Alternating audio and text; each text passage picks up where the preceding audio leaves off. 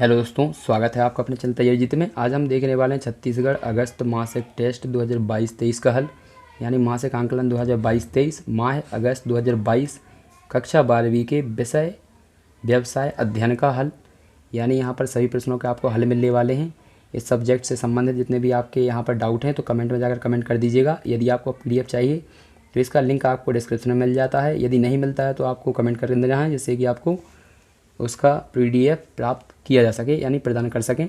तो असाइनमेंट दिया है आपका यहाँ पर मासिक असाइनमेंट आंतरिक मूल्यांकन परीक्षा विषय व्यवसाय अध्ययन कक्षा 12वीं के अगस्त माह का। तो आपको यहाँ पर जो मिल रहा है टेस्ट, इसके आपको 25 नंबर मिलने वाले हैं। तो आपको अच्छे से लिखना है इनके, ताकि आपका एक भी नंबर ना कटे। तो पहला क्वेश्चन दिया है आपका प्रश्न क्रमांक 1 अति लघु उत्तरीय प्रश्न है, प्रत्येक के लिए 1 अंक निर्धारित किया गया है। प्रश्न क्रमांक 2 से लेकर 4 तक दीर्घ उत्तरीय प्रश्न है, प्रत्येक के लिए 6 अंक निर्धारित किए गए हैं। प्रश्न क्रमांक आंतरिक यहाँ पर मूल्यांकन यहाँ पर करना है। तो यहाँ पर पहले दी गई है आपकी ऑब्जेक्टिव क्वेश्चन। तो पहला ऑब्जेक्टिव क्वेश्चन क्या दिया है, इसको पढ़ लेते हैं। प्रतिबंध का मुख्य एवं सर्वोपरि कार्य क्या होता है? तो यहाँ पर सही आंसर हमारे यहाँ पर दिख रहा होगा आपको, ऑप्शन नंबर सी, यानी नियोजन। क्या होता है सही आंसर इसका? नियोजन हो जाएगा। इसके बाद अगला क्वेश्चन दिया गया है नियोजन होता है। तो नियोजन क्या होता है, इसको पढ़ लेते हैं।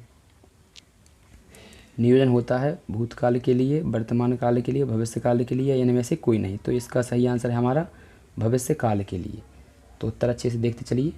इसके बाद अगला क्वेश्चन दिया है हमारा यहाँ पर तीसरा, सर्वोत्तम विकल्प का चयन किस पर आधारित होता है?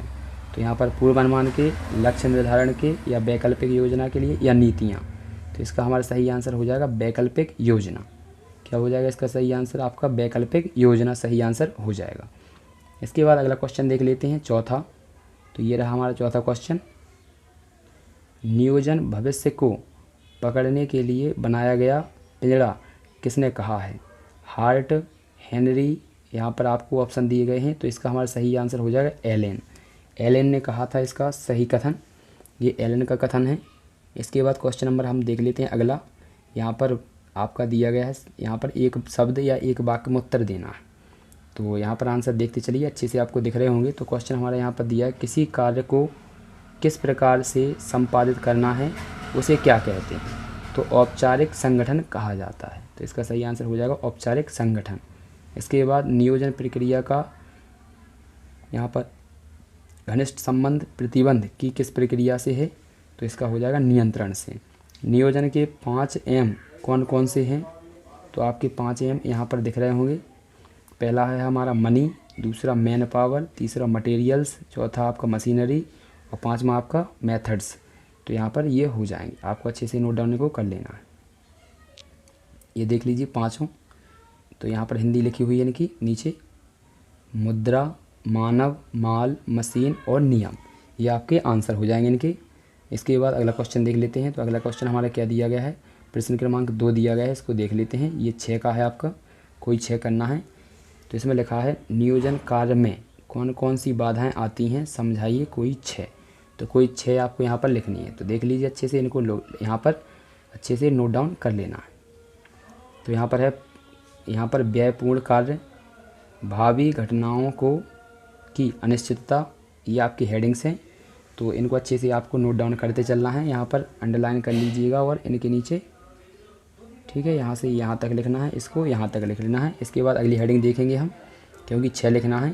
तो यहाँ पर ये रही आपकी तीसरी हेडिंग। तो तीसरी हेडिंग देख लीजिए अच्छे से। ये रहा आपका सर्वोत्तम विकल्प के चयन की में कठिनाई होती है।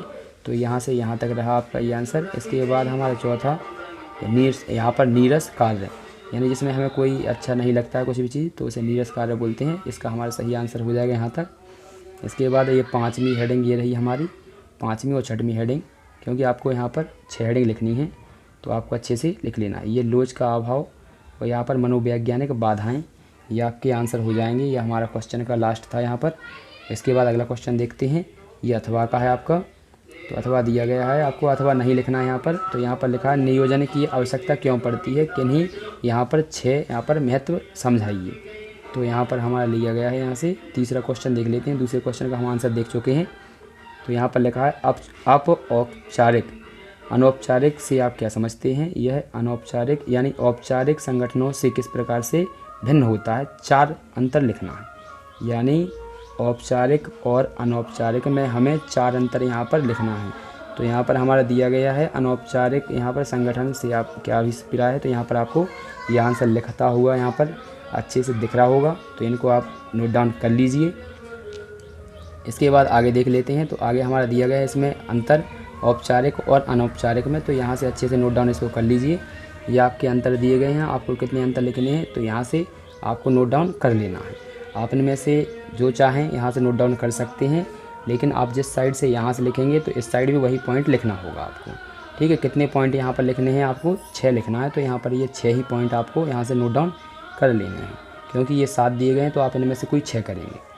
इसके बाद अगला क्वेश्चन देख लेते हैं। अगला क्वेश्चन हमारा क्या दिया गया है, तो अगला क्वेश्चन दिया है केंद्रीकरण एवं विकेंद्रीकरण में कोई अंतर बताने हैं आपको 6। तो 6 अंतर बताने हैं। यहाँ पर देख लीजिए, ये लिखा है आपका केंद्रीकरण और अकेंद्रीकरण। तो इसमें आपको यहाँ पर 4 पॉइंट दिख रहे होंगे, ये 4 लिख लीजिए इसमें से। ये यहाँ से लिखेंगे आप, तो पॉइंट अच्छे से डालेंगे आप। ये फर्स्ट, ये सेकंड, थर्ड और हो जाएगा ये 4। ये 4 पॉइंट हैं आपके, 1, 2, 3 और ये चौथा पॉइंट हो जाएगा। इसके बाद अगला क्वेश्चन यहाँ पर मतलब इसका शेष भाग 5वां और 6वां ये रहा आपका। तो 5वां पॉइंट आपको यहाँ से लिखना है, यहाँ से, और 6वां पॉइंट लिखना है यहाँ से। तो ये आंसर हो जाएगा इस क्वेश्चन का आपका कंप्लीट। यदि आपने अभी तक हमारे चैनल को सब्सक्राइब नहीं किया है तो चैनल को सब्सक्राइब कर लीजिए, साथ ही साथ बेल आइकन को ऑन कर लीजिए, जिससे कि आपको सबसे पहले नोटिफिकेशन मिल सके। और शेष जितने भी आपके सब्जेक्ट रह चुके हैं उनका भी हल आपको बहुत जल्द मिलेगा। तो आप चैनल को सब्सक्राइब करके रखें। यदि आपका कोई डाउट है तो कमेंट में जाकर कमेंट कर सकते हैं। यहाँ पर चौथा क्वेश्चन दिया है कार्यात्मक संगठन की विशेषताएँ लिखिए, कोई 6 लिखनी है। तो 6 विशेषताएँ लिखनी है। तो देख लीजिए, ये आपको हेडिंग के रूप में लिखना है यहाँ पर। तो पहली हेडिंग है आपका विशिष्टीकरण, दूसरी हेडिंग है नियंत्रण एवं समन्वय की स्थापना। तो अच्छे से लिख लीजिए, ये आपका यहाँ तक है आंसर, दूसरे का आपका यहाँ तक नीचे तक आंसर हो जाएगा। इसके बाद अगला क्वेश्चन देखते हैं, मतलब तीसरी हेडिंग देख लेते हैं कौन सी है।